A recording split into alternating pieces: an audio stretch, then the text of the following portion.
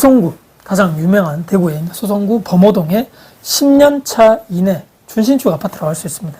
30평대 아파트를 2020년도, 지금으로부터 4년 전이죠. 본인이 직접적으로 실거주할 이런 투자성이나 실거주성은 아니고 전세를 끼고, 전세 갭 투자라 그러죠. 거의 4억 정도 그 당시 시기가 정말 좋았다라고 생각을 합니다. 전세 매매 갭이 4억이었습니다. 그 전에 이 아파트 처음에 매수를 했을 때도 그 아파트의 주인이 사는 것이 아니고 이 임차인, 그러니까 전세를 임차를 해주고 있는 상황이어서 얘기를 해서 딜을 잘 걸었죠. 지금 뭐 내가 이렇게 전세 끼고 있는 아파트이다 보니까 조금 더 가격 낮춰주세요 해서 시세보다 더 낮은 가격으로 매수를 하게 되었습니다. 시간이 지나면서 1년 뒤에 매매가도 2억 정도 오르고 전세 가격도 그 당시에 기억이 나실지 다들 아시겠죠? 임대차 3법 통과되면서 대구 또한 전세 물량이 씨가 마르고 가격도 치솟던 그런 시기입니다. 그래서 매매가도 2억 오르고 전세 가격도 2억이 막 엄청나게 오른 거죠. 그래서 기존에 있는 분이 그 당시에 이사를 나가시고 다음 임차인을 이렇게 구하게 되면서 시세대로 맞춘 거죠. 처음에 매수했을 당시보다 전세 가격이 2억을 상승시켜서 이게 시세로 그 당시에 맞추게 되면서 이 정말 좋은 일만 있으면 다행이었겠지만 비극이 여기서부터 시작이 되는 거죠. 지금도 이 아파트 실거래가를, 전세 실거래가를 평형별로 딱 보니까 그 당시에 이분이 2억 상승시켰다 받았던 그 전세 시세가 지금까지도 전세 최고가 기록하고 있는 상황입니다.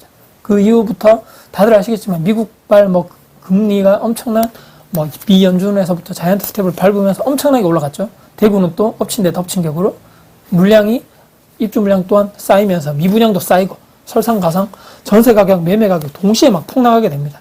2023년도에 전세를 새로 맞춰야, 2023년도 새로 맞춰야 되는 그 시점이 왔는데 그 시세보다 2년 전에 이런 2억자 올랐는데 이 2억 오른 거, 2억을 반환한과 동시에 그보다 1억이 더 떨어져서 3억이 확, 그 당시 최고가보다 3억이 확 떨어졌다는 얘기입니다. 그래서 40% 정도 전세 가격이 폭락 하락이 되면서 이 같은 수성구 범호동인데도 와, 이거 40%나 전세 가격이 떨어지네?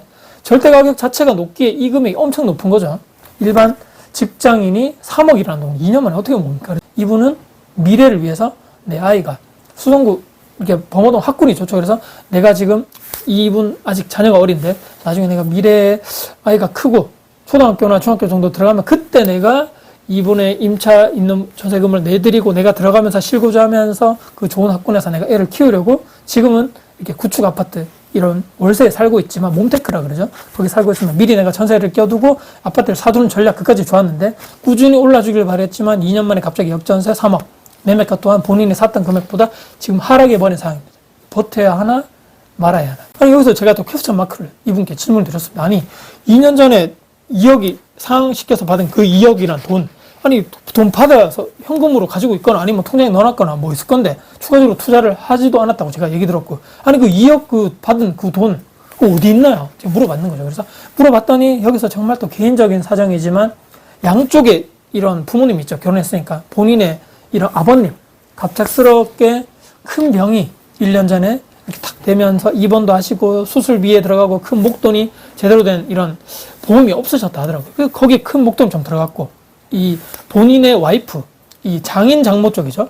거기도 사정이 좀 어려우셔서 일정 부분의 생활비도 좀 드리고, 또 2년간의 본인의 가족이 또 자녀가 있고, 그 또 2명의 자녀 생활비로 들어가고, 사실 제가 얘기를 들어봤더니 이것도 문제인데, 애들 교육비가 제가 들어도 과할 만큼, 아니 그렇게 어린 애들이 그 학원도 그렇게 여러 개 돌리고 개인 과외도 하는 것도 있고 교육에 대해서 지나치 욕심이 있다 하시더니, 와 이것 때문에 수성구 범호동 쪽으로 들어가려 하는구나. 미리 전세 껴두고 아파트 사두르면서 이 또 외벌이인 상태인데 본인이 수익 대비해서 지출이 저는 엄청 크더라. 전에 2억 정도 상황했다 받은 이 돈 자체가, 이 목돈이 그냥 2년간 줄줄줄줄 그냥 줄줄 샜다는 얘기입니다. 설마 전세 가격이 떨어지겠어? 범호동인데 2023년 말에. 그래서 어찌했느냐 여쭤봤더니 3억 정도 내줄 돈이 없는 거죠. 그래서 본인의 신용대출 더 받고 아파트 역전세 관련된 대출도 받고 기존에 있는 분께 사정해서 반 정도는 역전세로 내드리고 반 정도는 우리가 지금 목돈이 없는데 혹시라도 더 거주를 해주신다면 저희가 그만큼은 역월세로 계산을 해서 이자 이런 비용을 저희가 일정 부분 매달 이렇게 그 월세식으로 해서 내가 내드리면 어떻겠냐. 빌다시피 사정해서 겨우 2년을 제외하겠다는 얘기입니다. 추가로 신용대출을 받았으니까 이분 어떻습니까? 추가로 또 매달 돈이 더 나가야 되는 상황, 또 역월세 줘야 되니까 그만큼 또 현금적인 돈이 또 나가야 됩니다. 벌이는 왜 벌이? 변한 게 없는데 나가는 게 더 커진 상황입니다. 제가 상황을 다 들어보니까 결론은 하나밖에 없는 거죠. 지금 정말 다행히도 이런 수성구에 범어내거리에 있는 범어W가 입주를 거의 다 이제 마무리한 상황인데, 그것 때문에 최근에 수성구에 전월세 가격이 많이 흔들렸습니다. 정말 다행인 거고, 지금 이제 거의 다 마무리됐으니까. 지금 2년을 재계약했으니까 이거 시간을 번 거죠, 그만큼. 그리고 반 정도 여골세 했던, 이렇게 싹싹 빌어가지고 여골세로 계약을 한 게 된 것도 정말 다행이었다. 정말 그분께 감사해야 되는 거죠, 임차인분들께. 여골세는 정말 최선이었다고 보고, 팔지 않는다는 그러니까 기준하에서 얘기입니다. 하지만 수성구에, 그러니까 여기 2년을 시간을 벌었는데, 그때 가서 정말 다행히 신규 입주 물량이 거의 없고, 범어동에는 신규 물량이 거의 없습니다. 그때 가서 지금부터 금리가 안정되고 물량도 좀 줄어들고 미분양도 좀 많이 정리가 됐을 거라고 보고, 지금부터 2년이 정말 중요하다. 시간을 벌었고 이 외벌이인 구조를 맞벌이로 개선해야 된다. 그러니까 와이프분도 알바를 하든지 다시 일을 하든지 취업하든지 돈을, 현금을 만들어야 된다는 얘기입니다. 지금 이런 식으로 지출이 더 큰 구조에서 나중에 범어동 그 아파트 있죠. 그 좋은 아파트에 들어가는 순간 저는 절대로 거기서 계속적으로 안정적으로 이런 연속적인 거주가 힘들다고 봅니다. 왜? 거기에 실거주하게 되면 반드시 담보대출 추가로 더 받아야 되거든요. 이 수입으로 매달 원금 이자가 나가게 되면 밥 먹어서 식비로 나갈 돈이 있을까 싶다고 제가 우스갯소리로 얘기했습니다. 교육비는 당연히 없는 것이고요. 반드시 그렇기 때문에 흑자 구조를 지금부터 와이프분이 일을 해서 만들어 놔야 된다. 무조건 취업해야 된다는 얘기입니다. 그리고 추가적으로 이 교육비 부분은 애들이 아직도 어린데 좀 많이 조정해라. 두 분이 머리 맞대고 포기할 건 좀 포기하고 더하기 빼기를 해보면 대충 답이 나오는 거죠. 좋은 아파트 이렇게 있으면 뭐하나.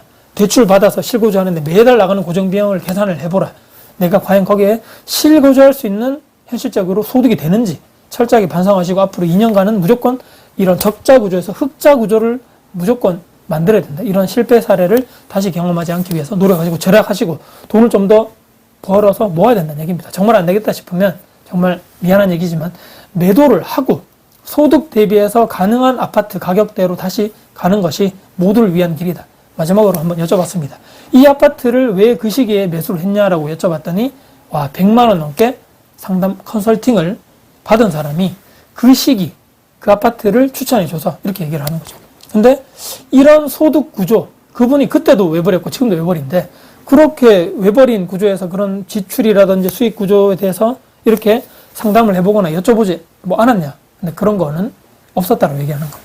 갭 끼고, 그러니까 전세 갭 끼고 무조건 매수를 해라라고만 강조를 하면서 이분도 그 당시에 이런 세부적인 내용까지 내가 감당할 수 있는가 없는가에 대해서도 세부적으로 고민을 상세하게 해보지 않았다는 것이 정말 좀 뼈아픈 실책이었다고 얘기했습니다. 그렇구나.